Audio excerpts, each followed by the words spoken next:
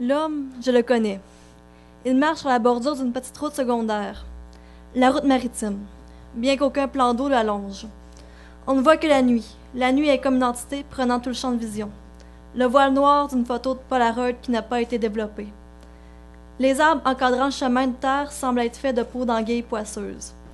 En fait, cette partie de Forestville est constamment étouffée sous un smog sortant des cheminées de l'usine de transformation de crabes qui s'élève telle une cathédrale célébrant le rance et la mise en boîte de milliers de crustacés dans des conserves anonymes.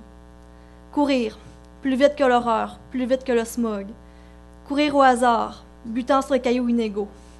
Il avait une camisole blanche de bœuf, des joggings de coton blanc aussi, et des Nike Air de la même couleur. Un fantôme échappé du petit cimetière sur la 138 qui poursuit des chimères et des amours mortes en avalant l'atmosphère viciée. Seul sa montre bracelet au cadran numérique fluorescent vient prouver qu'il n'est qu'un homme. Rien qu'un homme effrayé. Un homme effrayé qui tient à bout de bras un 12. Une carabine pour les gens qui ne vont pas à la chasse ou n'habitant pas la Côte-Nord. Son arme est endormie pour l'instant, ayant vomi précédemment son enfer à cartouche métallique. Bientôt son porteur ralentit aussi, les alvéoles pulmonaires comme éclatés. Ça nous permet de mieux le voir, sa lèvre inférieure charnue pend d'une manière égarée.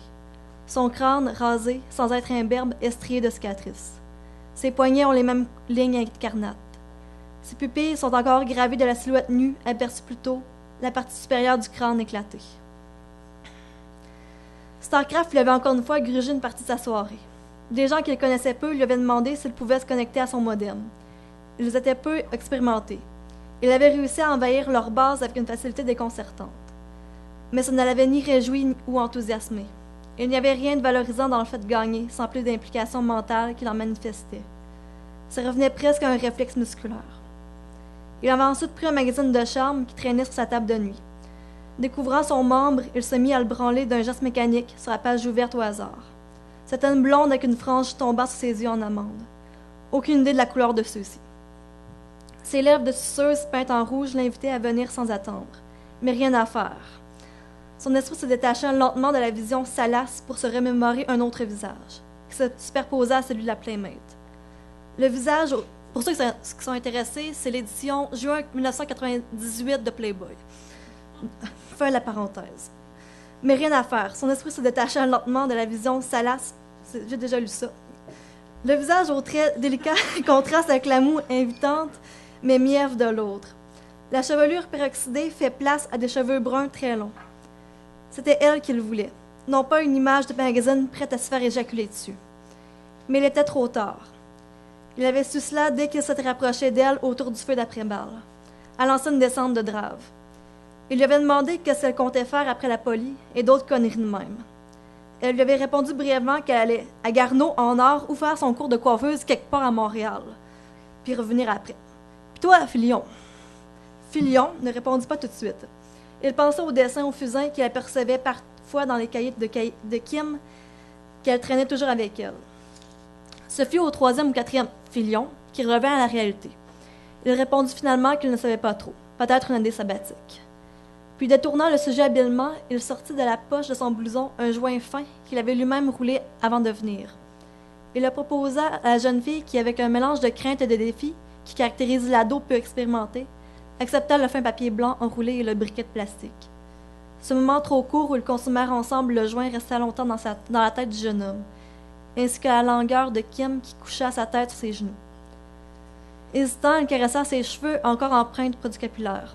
C'est une fois tout son courage rassemblé qu'elle se décida de relever le haut du torse et d'embrasser la jeune fille. Ses lèvres charnues, qui lui inspiraient secrètement une certaine fierté, enveloppa celles minces de Kim. Le goût de fumée de bière cheap mêlé à celui plus délicat du rouge à lèvres qu'elle avait gardé de son bal lui fit tourner la tête. 2 secondes de paradis. Il croyait que l'adolescente avait fusionné avec lui. Une sensation douloureuse de morsure envahit sa lèvre inférieure et il sentit l'inflammation se répandre tout autour des minuscules déchirures. Il semblait que tous les gens autour du feu se regardaient avec connivence. Ils le savaient tous et voyaient son âme comme un livre ouvert. Ils scarifiaient son cœur et son cerveau avec leur sourire. Et puis, elle s'est relevée sur son amour et la regardait avec un tel regard de pitié. Filion courut jusque chez lui, courut plus vite que la honte. Et maintenant, son esprit venait lui rappeler cette garce alors qu'elle a le plus besoin de sexe et d'affection. Dégoûté, l'homme lança le magazine bien loin de lui. Il a agité, il avait besoin de se calmer. Et il avait besoin de Marie. Non, ça lui rappelait encore trop cette soirée. Les meurtrissures de sa tête s'étaient réouvertes et suppuraient de longs filets de résine. Il avait besoin de quelque chose pour oublier. Son flacon d'effexeur était posé sur sa table de chevet.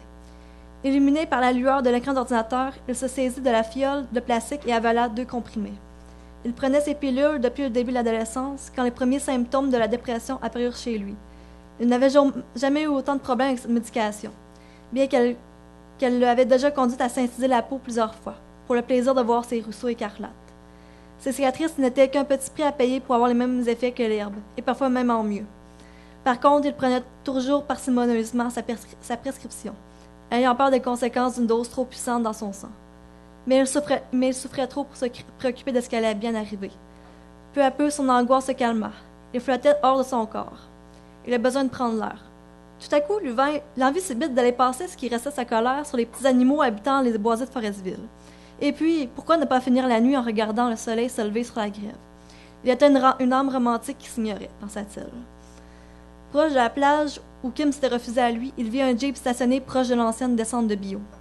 Se cachant derrière un arbre en bois, il épia les silhouettes se battant dans l'eau. Pendant un long moment, il restait à la coie. Puis une ombre se glissa hors de l'eau et vint ouvrir la porte de l'automobile. La lumière s'ouvrant automatiquement illumina un jeune adolescent baraqué, nu, se penchant entre les 2 sièges avant pour prendre quelque chose. L'homme se rapprocha et lui tira une balle dans la tête à bout portant. Un cri, suraigu comme on entend dans les films d'horreur. La lumière de la voiture encore ouverte éclaira le corps nu de Kim qui s'était redressé. Elle était parfaite, là, offerte. Un corps qui ne s'offre pas dans les magazines. Mais elle devait être punie. Il ne sait même plus pourquoi, mais elle devait mourir. Il pouvait voir son beau visage, encadré de longs cheveux bruns trempés, se déformer par la peur. Il leva son fusil vers elle. Elle émit un hoquet pathétique. Filion hésita, baissa son arme. Tout ça pourrait être bien différent. Il pourrait la prendre dans ses bras, sentir ses seins sur son torse, s'endormir sur la plage en sa compagnie. Il se sentait tellement fatigué. Elle était tellement belle. Il lui esquissa un sourire. Tout à coup, un bruit métallique et des petits pas feutrés se déchirèrent la nuit muette. Tournant la tête, rapidement, il put voir une sorte de grand chien agile gambadant vers eux. Il entendit Kim crier à l'aide. Encore une trahison. Il se tourna vers l'adolescente qui lui faisait dos dans un mouvement de fuite. Il tira rapidement un coup en haut de son coup de cygne. Il attendit quelques minutes, mais ne vit que l'eau ondulante. En se rapprochant de l'endroit où avait disparu Kim, il vit du rouge qui se répandait sur la surface de l'eau calme, telle une pieuvre étirant ses tentacules. C'était beau.